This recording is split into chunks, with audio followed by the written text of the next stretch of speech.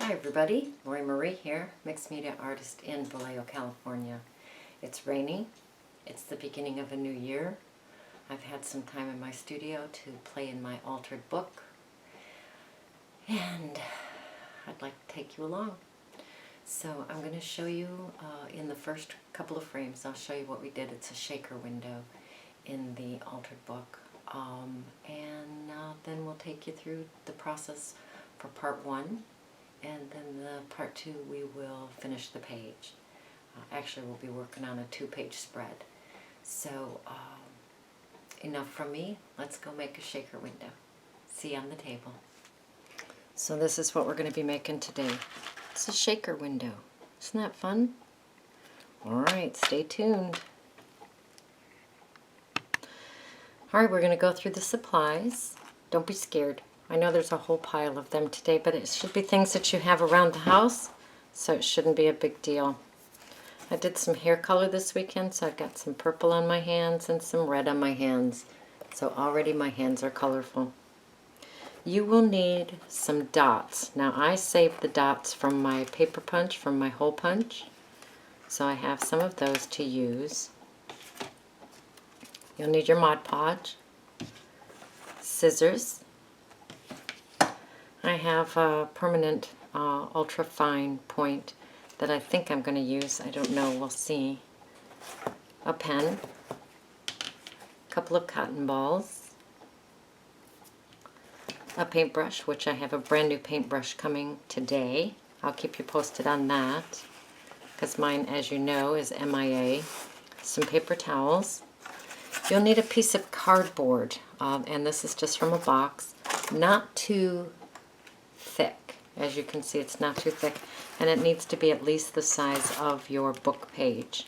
Alright, we'll cut that down to size as we get there.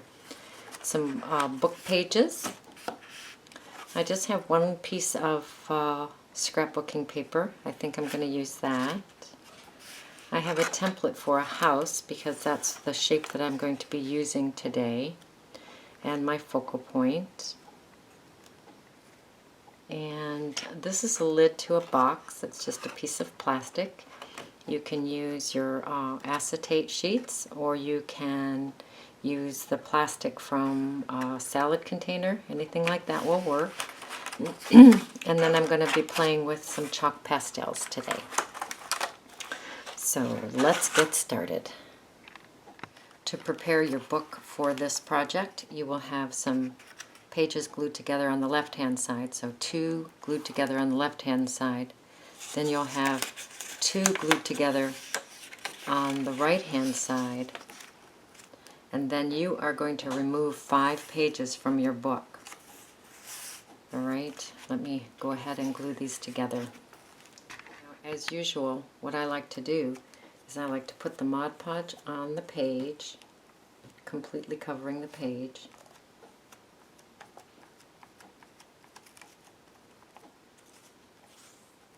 And then I like to close the book.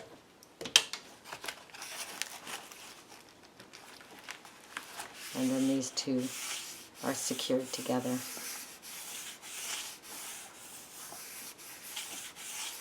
So I have 2 glued together here, and now I have 2 glued together here. And I'm going to remove these next 5 pages by just tearing them out. Not anything fancy. I think this is 2 together. Yep. So I'll remove 5 pages from this side. Alright, let's walk through that again. These 2 pages glued together on this side, 2 pages glued together on this side, 5 pages removed, and now I'm going to glue 2 pages together on this side. I know I keep repeating it, but it's kind of crazy. So I'm just going to glue these 2 pieces together here. So I can see that there's a bit of stress on this part of the book. So what I'm going to do is I'm going to put some Mod Podge there, and then I'm going to put a deli sheet on top of it. Now, a lot of you that are not in the U.S. Do not know, haven't heard, I think you just haven't heard the word deli sheet. You can use parchment paper or wax paper that's just waxed on one side.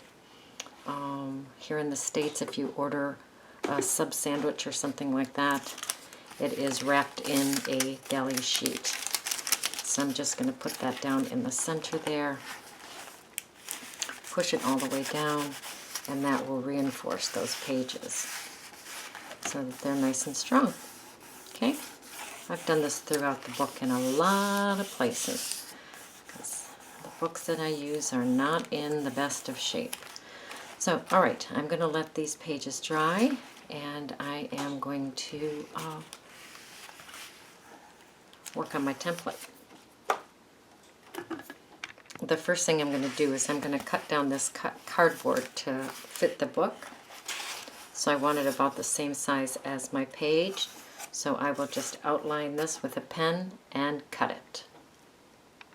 All right, this is about the size that you'll cut the cardboard. A little bit smaller than the page. Smaller is better than bigger on this project. So I'm bringing my piece of cardboard back, and the template that I'm going to be working with is the shape of a house. That's going to be the shape of my window, but you can make it a square, a rectangle, a heart, anything you want. I just for this piece wanted a house.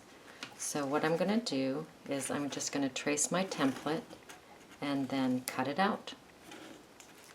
Oh, and I'm going to use an X-Acto blade. I didn't say that in the instructions, sorry. I'm going to use an X-Acto knife to cut this out. So here you can see where I cut the template out. I'm going to lay the template on the 2 pages. This is the 2 pages on the left. I'm going to lay the template on the 2 pages on the right. And I am going to trace that house.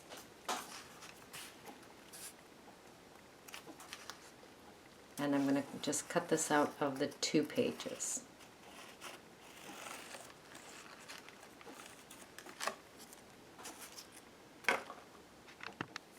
I know there's a lot of steps going on here, gang. Hang on, okay? Here's the 2 pages that I just cut the house out of.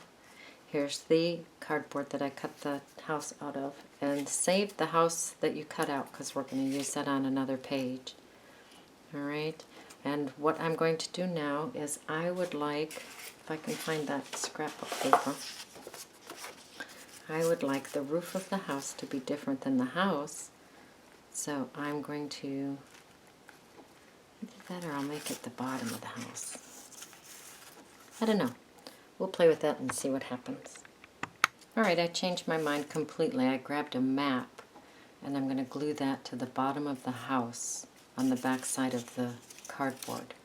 And that's going to be the bottom part of the house. The top part of the house being empty will show the book pages. So what I'm doing is I'm applying the Mod Podge on the back of the cardboard, and then I'm just going to lay it onto the map. Better put it where I want it. Right there.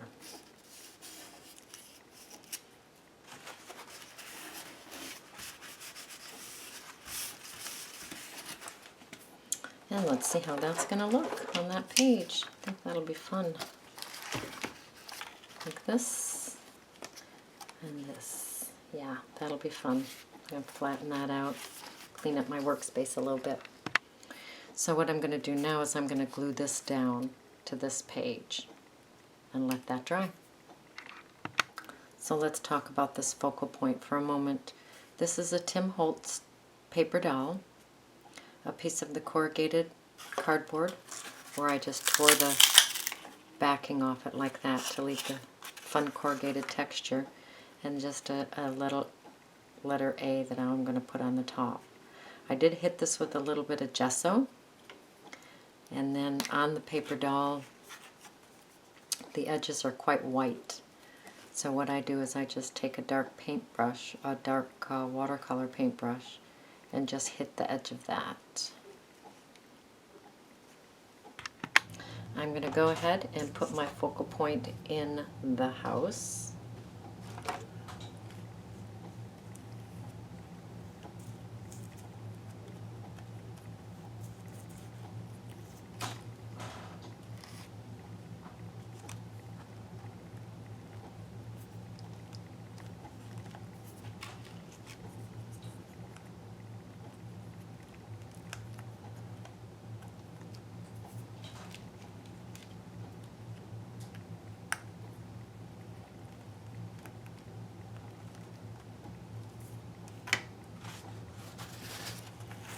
And I'll fiddle with him, make sure he's glued down tight.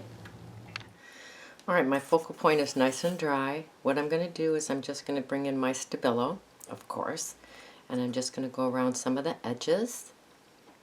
And then after that, I'm going to go to my chalk pastels and pick a couple colors that I want to play with. If you have pan pastels, that works just as well. I have a pan pastel looks like this. If you have that, that works just as well. We'll be taking the cotton ball and applying it, so that's what's next. And then while I was thinking about the piece and our dots, I thought it might be kind of fun to put in a couple of old buttons too. So look at these itty bitty blue buttons. Oh my goodness, so tiny, right? Okay, so back to where we were. I digress. So I'm just going to go along the edge of the house like this. Add a little moisture and define that edge like that. And then I will go around the entire focal point with my Stabilo like this and just low light him, just shadow him. If you put the Stabilo next to the edge of the house, next to the edge of the cardboard, there's no way to get your finger in there. So with a little bit of moisture on a brush, just go in there and blend that. You'll still get a nice little shadow. Alright, we're all dry. I'm just going to take some blue. I'm going to take my cotton ball and just kind of rub on there and get some color. And just get some added color in that house. Just up to the map. Lower part blue.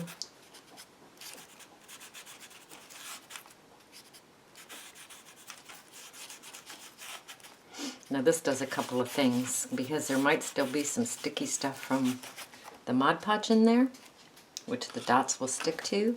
So this kind of powders the background so that the dots don't stick to that. Need to have that information, right?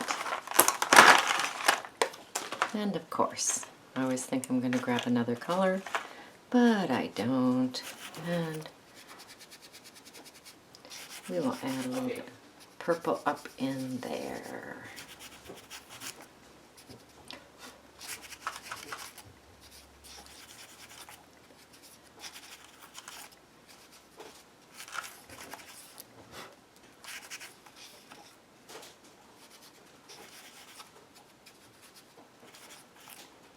Now I'm going to grab that pen. It's a felt tip pen. It's gray. It's not black. It is gray. Define this a little bit. And then anything that I want to happen here needs to happen before I seal it up. So I added some light gray doodles to the background here. Just a little bit of fun stuff going on in the house. Now we're going to add the plastic sheet. So here's the plastic top that I had showed you earlier that I was going to use. And look, too small. So we're going to go to an acetate sheet. And what I'm going to do is I'm going to cut it just bigger than the window, bigger than the house, but not as big as the cardboard, and I'm going to glue that down with Mod Podge. I want you to be the first to see. I have a brand new brush. It came today from Amazon. It's a 1-inch blunt brush. This will be my my everything brush. Yay, it's here. Alright, I'm going to take the Mod Podge and put the Mod Podge around the edge. I'm going to let that Mod Podge sit for just a moment while I put the buttons and dots in here. Just This looks like a party. Yay, a party. And then acetate, oh, that's got glue on it. Bye-bye. Acetate sheet down.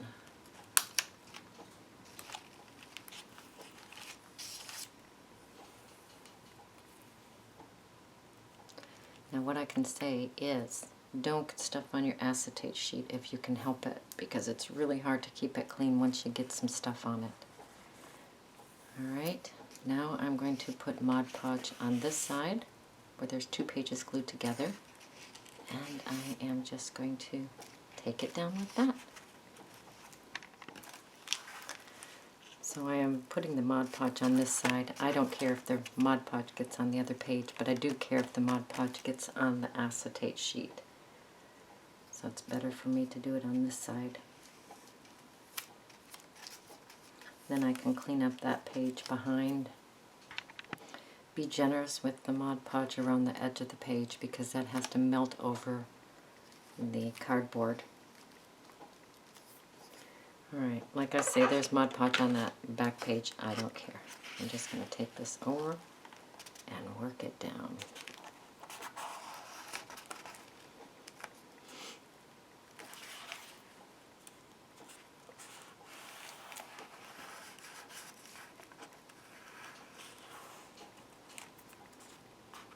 I'm going to press all this down, let it dry, and then I can shake that.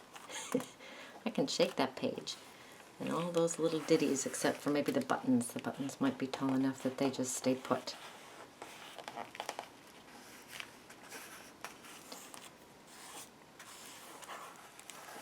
Alright, this is part 1. We will come back and finish this in part 2. Should we call it a shaker window? I think we will. I think we'll call it a shaker window. Very, very fun. Let it dry, give it a shake. Can we shake it a little bit now? Why, yes we can. See you in part 2.